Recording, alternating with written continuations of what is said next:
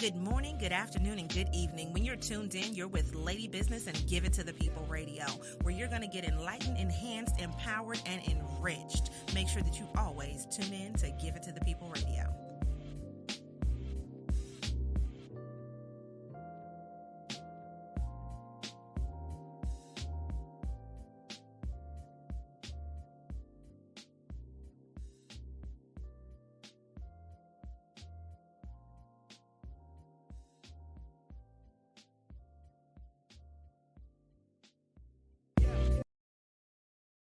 I am Chisa Pennix-Brown.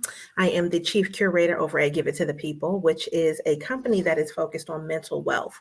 And we bring you curated events, curated conferences, micro gatherings, all of the things to help make your business flourish, but in a way that focuses on your mental health and also you getting that money that you need in order to succeed. Now, we are broadcasting today from our new studio that is based in Greensboro, North Carolina, and we are going to be hosting our launch party on October 8th. So we decided that what we would do is we would give you a little snippet, right? Just so that this way you can kind of understand what's important when it comes to things with business. And so based on what we're doing, we figured that a great thing to talk about would be you using workshops as a way for you to make money. And so when we're talking about this, I've been teaching workshops for years, okay? And when I'm saying years, I literally mean years. I love to help people make things easy. I love to open their mind. I like to be able to find multiple ways in order to solve a problem. And so I like to be a solutionist when it comes to people being able to say, well, look, I came to this workshop and I wanted to know something. And then when I left, I know that, and I know a whole lot more. So to me, that's an important factor.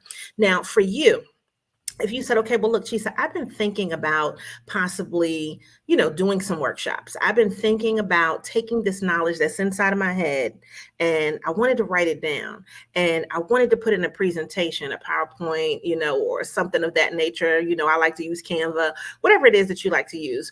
And I want to be able to tell people what I'm thinking and to be able to give them some advice, give them some information. And so that's really the biggest thing that happens when you do a workshop, right? Is that your goal should be that you're going to be relaying some information to somebody. But I want you to think about this also. Because when we think about why people do workshops in the first place, I have four main reasons that I think are important if you're going to do a workshop. Like when you have your mindset saying, okay, I am going to do this workshop, what are the reasons that you're doing it? So number one, I think that you should be working on building trust. And when I say building trust, that means that when you put something out, people know that it's quality. When you put something out, they know that they're going to get, their money's worth. When you put something out, now they know your name associated with the quality that they want to see. And then they also recommend it to other people. And I think that's always an important factor because what you have to realize is every event that you do, everybody can't come. Whether it's the time, the date, the location, a combination of all the things, even if it's online, it's always going to be a reason that somebody can't come. But when people actually register, you have to make kind of some decisions in advance. Are you going to make this something that's free and open to the public? Is it going to be something that's a charge? If you're going to do something online, are you going to offer replays? If you're going to do something in person, are there any extra perks that a person gets? Are you, offering refunds at all? Or is it just, look, come if you come, if you don't make it, right? So I like to think of all of those things when we talk about how you're actually going to go about even deciding to do a workshop in the first place is building that trust. So if your thing was more brand awareness, if it was people knowing you for doing a certain thing, being in a certain niche, relaying certain types of information, then I think it's definitely, to me, one of the most important things is people trusting you with their money, right? Which then brings me to value. Now, a lot of people look at value as just money. And I know, value is definitely money. But for me, I don't look at value as just money. And let me tell you why. Because if I'm working with something like the Small Business Center Network, most of the classes that I do are free, right? When you're talking about them. Now, Give It to the People classes are not free. But when I'm doing them with the Small Business Center Network underneath the Lady Business brand, a lot of them are free. So does that mean that I don't bring value just because they're free? Absolutely not, right? Like my thing is completely value packed. So I am a person that likes to over deliver. I just did a workshop last week at Converge South in Winston-Salem. and I had about 45 minutes to deliver this workshop. And in that time frame, I gave them real life examples. I gave them things for them to think about. I gave them things for them to take home. I gave them ways to organize, whatever it was as far as the topic was concerned. And then I still left time at the end to allow people to ask questions and give commentary. All of that in 45 minutes. And at the end, I had people say that they were overwhelmed. I had people say, oh my God, it was so much information. I didn't know I was going to get all of this. And so even though that event, they paid to come to the event, right? And they had all of these different choices of people that they could come to their workshop. Them coming to that workshop was definitely worth the price of their admission, just my workshop. Now, I don't know about anybody else's, but mine was. And so that's what I want people to understand, is that when you're talking about value, it is what you're actually giving to the people. You like that play on words, right?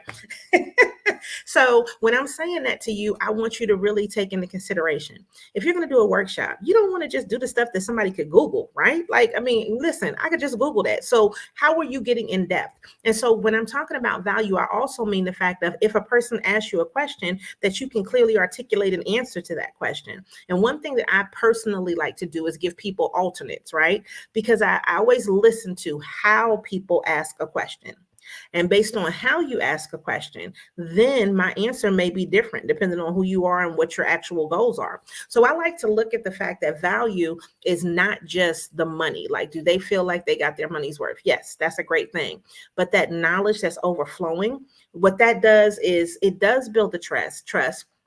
But the other part of it is that they should be learning something, right? So when we're talking about, doing a workshop, we want our people to learn more, right? Even if they learn one thing, because what you have to know with workshops is that sometimes people come to workshops just to be nosy. And I've seen it and I've done it, right? Like, you just want to pay for stuff just to see how somebody does it, just to see the different way that they teach it. Because, for instance, if I'm teaching marketing, right? Love marketing. It is 10, 20, 30,000 other million people teaching marketing, but they teach things differently. And the important factor is that somebody's going to catch on to something that you're doing. So when we talk about learning, I like to personally think about the fact that whenever you're looking at the people that are actually going to be attending, think about their learning styles, right? Like, we want to build them up. And so there are multiple ways that then you can, relay some information to a person whenever you give them a workshop, which will allow you to be able to see if a person's learning. And then sometimes people are really quiet and they don't say anything until the end. And then they kind of take it all in and they're like, okay, yes, I really did learn that thing. And when people give you that feedback, it also gives you the confidence of, okay, I'm glad that I reached that person. Because sometimes people don't necessarily give you a clear indication that they're really even paying attention. But you have to realize with workshops, if they paid, if they're coming to it, they want to get the most out of it. But at the same time, sometimes people's attention can be divided up. So we still want them to learn. So I like to look at things and say, okay, we have some kinesthetic learners, we have auditory, we have visual. So do different things inside of your workshops that then can engage people in a lot of different ways that allow them to feel like they're a part of this process, right? And so I always stop and ask questions. And that's because I think that it's an important thing to see if a person feels like they're getting it, right? And if they have a question, somebody else in the room may have that same question. And even if they don't, it's okay, because that one person had that question and then they were able to get that response from you. So, for me, I think that can be an important factor. Now, the last thing that I would say for you, why are you doing webinars, workshops? Because it could be a webinar, it could be something that's hybrid, it could be an in-person workshop. And so for the most part, I want you to think about getting back to those in-person workshops, because that's exactly what we're going to do here at Give It to the People. And so what I can tell you over the last 2 years is that I've personally missed being in person, being able to see people's faces and getting them excited and being able to take pictures afterwards and being able to get reviews. Those things are important. And so what those things do is they also help you to achieve recurring revenue. Woo, woo, woo, recurring revenue. That's all of the money right there. So when we look at recurring revenue, the reason I say that it's recurring is because you can do the same workshop over and over and over and over again. And so the only thing you do typically is get better, right? So if there's something that you needed to adjust, something that, somebody had a question about that you feel like you need to add in, you'll just get better at doing it. And then the other part of recurring revenue for you is typically if a person likes what you're doing that one time, they feel the value, they trust you, they learn something, oftentimes they will pay for another workshop that you're doing. And so, to me, I think that's important because, just traveling all over, people follow. And I don't mean follow like just follow online. I mean follow like in person. They know that you're delivering that quality. And so then they want to come out. And, this is great, especially if you are planning on doing like a workshop series. Because if you were doing a series where you have, let's say, 2, 4, 6, 8, 12 classes, you want people to be able to make a decision that they liked you from day one and they would be willing to invest the money in a series. So what we do over here is try to help you to say, what do I want to do? Right. So I'm going to ask you some questions, and these will be some things for you to think about. Why are you doing it in the first place? Like, what's your whole reason for doing, any type of workshop? Is it brand awareness? Is it that you want the expertise? Is it that you're just trying to make money? Are you trying to reach a specific audience? Figure out the why of why you're doing it in the first place. And of course, if we're in business, money is always a motivation.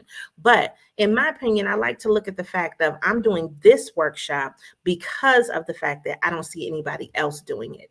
Or there could be plenty of other people doing it, but not necessarily in this area. And I also want you to look at, like, when you're talking about who's in the market, even if they are in your market, are you going to do it at a totally different time? Are you reaching out to a different demographic? So when you're looking and you're trying to see what else is going on, just see what things people continue to ask for. And then your job is to fill that need. Now, the other thing is, and this is just my personal take on it, you have a very unique perspective, and your perspective on how you teach things and the experience that you already have lends itself to be something that can be really awesome when it comes to you doing a workshop. So you sharing that knowledge and that expertise from a position of experience, from a position of knowledge and know-how, like when I'm saying, like, I've been to a lot of workshops, and I like to go to workshops sometimes that I'm not familiar with the topic, because I like to see how easy it is to understand it. If I don't know anything about that specific topic, am I interested enough to pursue it, to make it be like a part of my business or to tell someone else about it? And so when I'm looking at workshops, I'm looking at the fact of, how relatable is this information? How can I use it for myself? And so even like, let's just say if I go to a conference and maybe it's multiple seminars to take, I'm always going to take one that I'm not really sure about, right? And so the thing about your workshops is you are still going to have a unique perspective. So I want you to think about how you can differentiate yourself whenever you talk about putting your workshops together. What is that thing about you that people love that they can't get anywhere else? That razzle dazzle, honey. And that for me, it's that give it to the people. I think it's the realness. I think it's the attitude, as far as just my thing is always being confident when I'm relaying information to other people. So I want the people that come to my course, if they weren't confident when they came, they will be confident about knowing something when they leave. And so to me, that's always an important factor, but that may not necessarily be the winning thing for you. So I like people to just think about, like, what's that thing that's unique about them that people love that they'd be willing to pay for. Okay. And then I would say, when we talk about doing a workshop, what are the resolutions? Like, our job is to resolve a problem. Now, I need you to understand that you cannot always solve or resolve everybody's problem. You may have the type of workshop where it needs to be multiple parts in order for people to get a full resolution. But you may have something that you can do one time and people need that one thing and they come to you for that one thing. And so when you are talking about doing something more along those lines, that's a signature workshop. That's the one thing that you want to be known for, and you're really focusing on that. But you could be a little bit more like me and say, well, look, my specialty is these things. And so I'm going to teach a variety of things. And then then you fill in wherever you can come in. Now, for me, I personally love to do a series, right? And my series are typically going to be about 4 classes to 4 to 8. It just depends, right?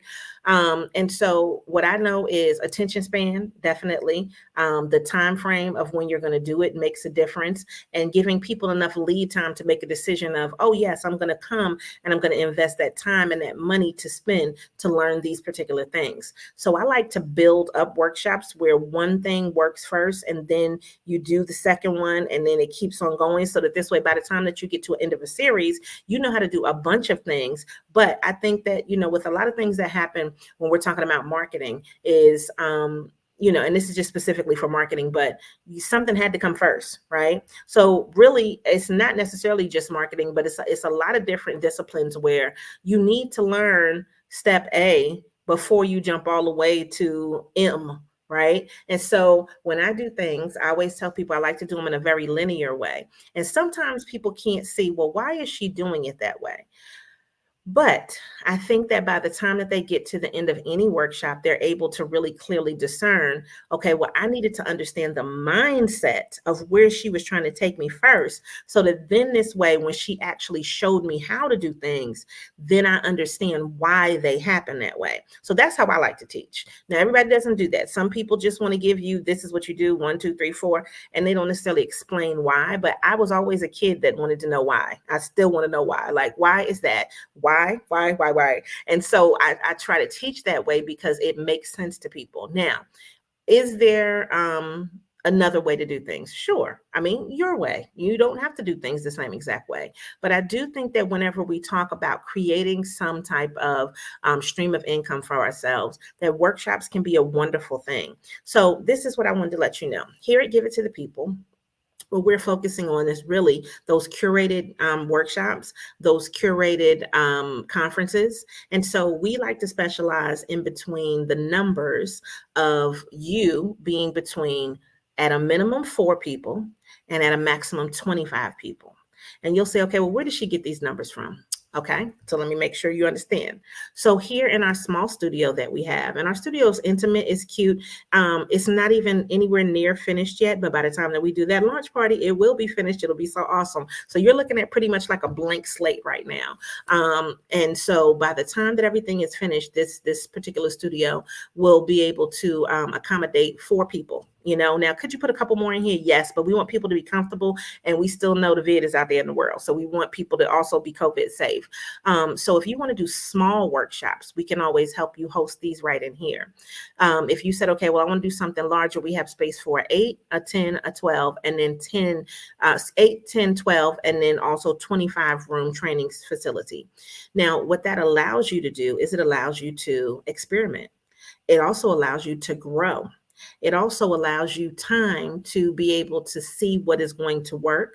As far as literally time, is morning or afternoon or evening going to be better for you and for your audience? And so whenever you start to think about doing workshops, there are a couple things you have to take into consideration. Location, right? Where is it going to be? Is it going to be in a place that is going to be suitable for my people? Are people going to feel comfortable coming there?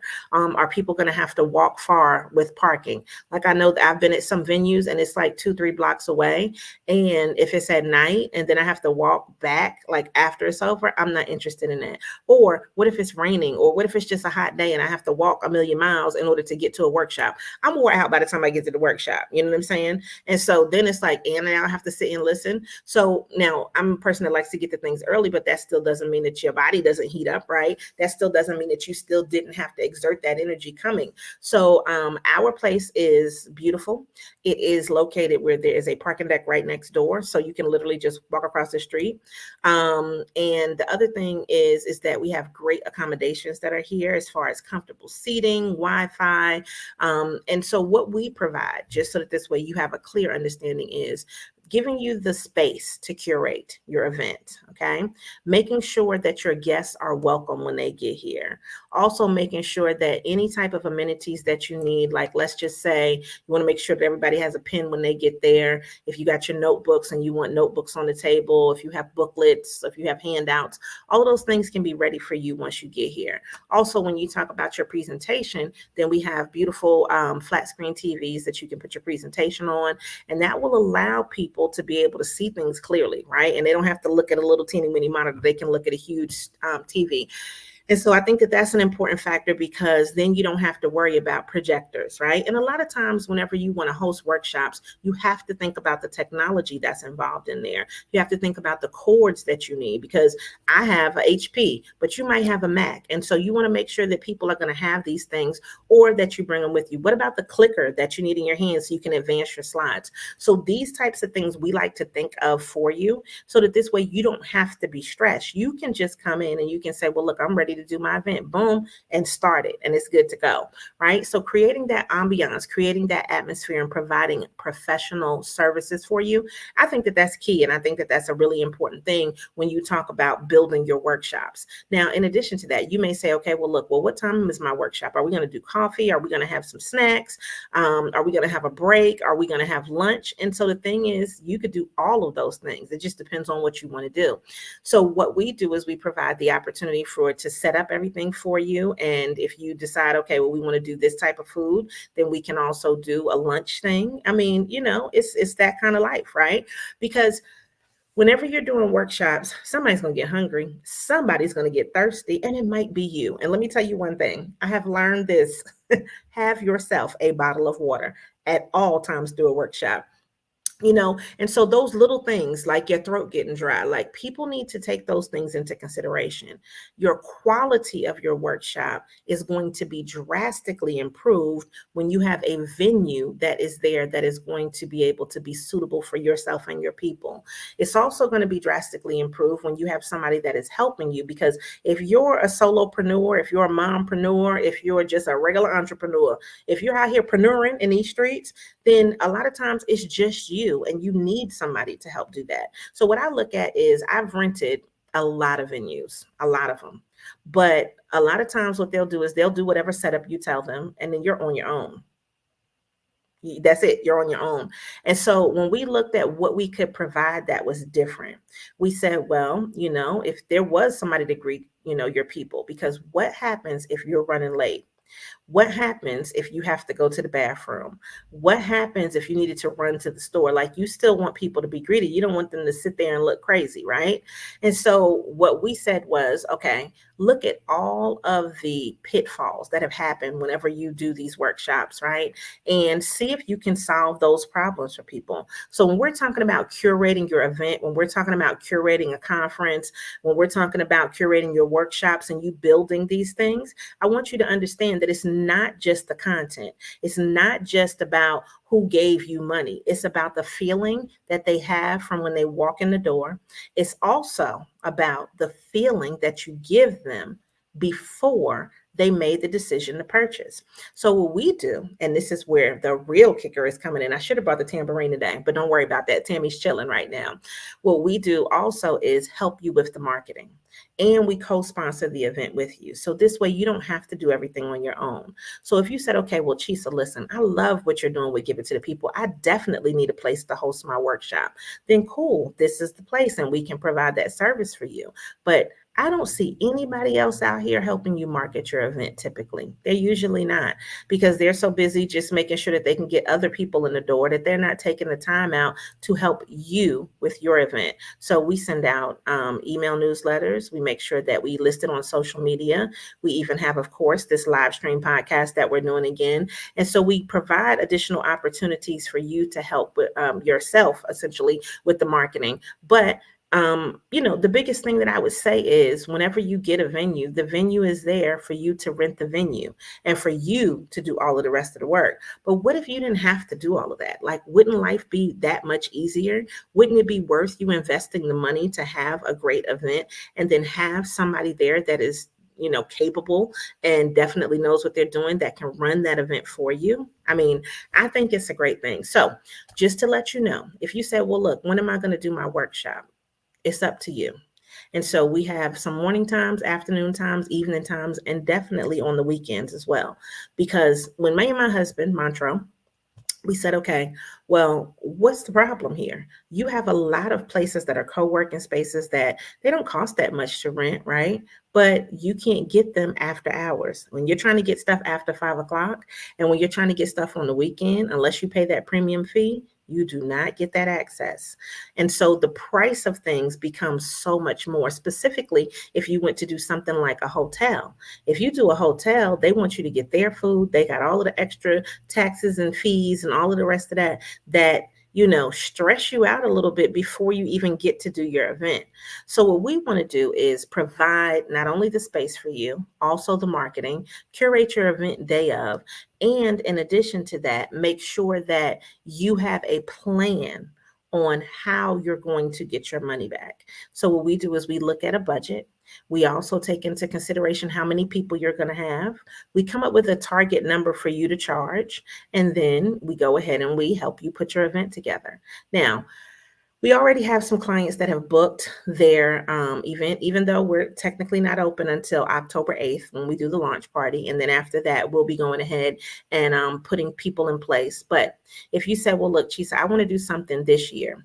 I already know what dates are available, the times that are available, and all you need to do is say, well, listen, I would love to book. And once you do that, you pay your deposit, or you can pay for the whole thing up front, and then you have your event. And we start working from that day that you sign your contract. So if you say, well, look, Chisa, I'm listening to this right now, girl, and I know I want to do something before the end of the year, you don't have to do anything big. But the problem is, a lot of times when people are doing these workshops is that they feel like, okay, well, let me just try to get 100 people out the gate. Did you know that you can make good money with 8 people, 10 people, 12 people, 25 people? You can, right? But you just have to charge a price point that is going to warrant whatever it is that you're serving the people, right? And so I don't want you to think that you can't make good money, but it just may take you a little bit longer to make bigger money, if that makes sense, right? Because you still want to keep it in a price point that's, going to work for your clientele. And you know what your clientele are willing to pay. So I want you to think about whatever it is that you might want to host. If you've never hosted an event before, as far as anything with business, this is the time to do it now, because people are buying knowledge. People are buying the things that they do not know how to do. They are buying a way to make things easier for themselves. And if you can provide that, then definitely do it, right? So I just wanted you to kind of know what's going on, so that this way you can get an understanding of what you can do with workshops. And the thing about workshops is they could be some hands-on workshops, so you actually work on something in class. Like, let's say you want to do a photography workshop, if you want to do a videography workshop, if you wanted to do an art workshop. One of the things I love is some art therapy. So whatever type of workshop you're thinking about that is still driven in the business community, those things can be awesome. Now, I've seen some people that told me that they would love to do some breathing exercise, some mantra type workshops. Yep, sure, we would love to have that type of thing. If you said, well, look, I have a skill set, and a lot of people right now are doing the DEI, diversity and inclusion kind of things. If you said, you want to train people because maybe you even want them to get ready to vote, I don't know. It's a lot of different things that you could train people on. So my specialty is going to be marketing, branding, social media. Those are the things that I typically train people on. But we also have things that are focused on mental wealth and entrepreneurship. So I think that your subject matter could be broad, right? But I think that you need to kind of keep it into a niche of who would be interested in coming to that. Whose problem am I solving? What can I resolve for this person to make it much easier for them to say they came to this and they got value from this workshop? When you think about those things, and then again, let's wrap it up. You tie it in with building trust for yourself. You tie it in with the value that you're providing people, the learning that they're going to receive, and then that recurring revenue that you're going to receive, because they love you so much. They love your subject matter, and they just can't wait to get to the next workshop. That to me is an important thing. Now, our final thing that I want you to know is that if you said, well, look, I would love to do something hybrid because I know I can get more people than 8, 10, 12, 25. And if I did some stuff online, that would be awesome. You could do that as well. Now, what if you say, well, look, I would love to just go ahead and I would like to do just online, and I would love for it to be produced, but I would like for you to record it so I can package it up later on. We can do that for you, right? So I need you to understand that workshops nowadays can mean so many different things. And sometimes you just have to be creative in order for you to be able to get what you need. So if you say, well, look, I want to do the in-person thing, but I also want that hybrid for the people that cannot make it, then okay. I mean, it's plenty of ways for you to make money doing workshops. And guess what? You could also do them for free, and you could use them as a lead magnet to get a person into something that's a little bit, further along. And I've definitely done that before, because if I go ahead and I say, okay, well, look, this one's going to be free, and then you give them enough value in the free one to where they're going to learn more of a certain skill set, then a lot of times people are definitely willing to pay for the next thing. Now, I just want you to know something. We're not trying to do anything for free. We're just not, right? Like, our goal here is completely to make money. That's what your goal should be too. So I want you to think about what you need to do in order to monetize the idea that you have for a workshop, and then allow us to be able to help you do that. All right. Now, I hope you've enjoyed this today, because this is our first time back. We Give It to the People live. And I decided for this first one to make it more of an actual lesson where we're teaching you a little bit of something. Now, next week when you come back, we are going to have Ruby Wesley, and she is going to be on next week. And so we're going to be talking about getting to the bag, getting that money, and building your financial freedom going forward. So join us next week for another episode of Give It to the People Live, and make sure that you always show up and show out, and that you continue to give it to the people. Good morning, good afternoon, and good evening. When you're tuned in, you're with Lady Business and Give It to the People Radio, where you're going to get enlightened, enhanced, empowered, and enriched. Make sure that you always tune in to Give It to the People Radio.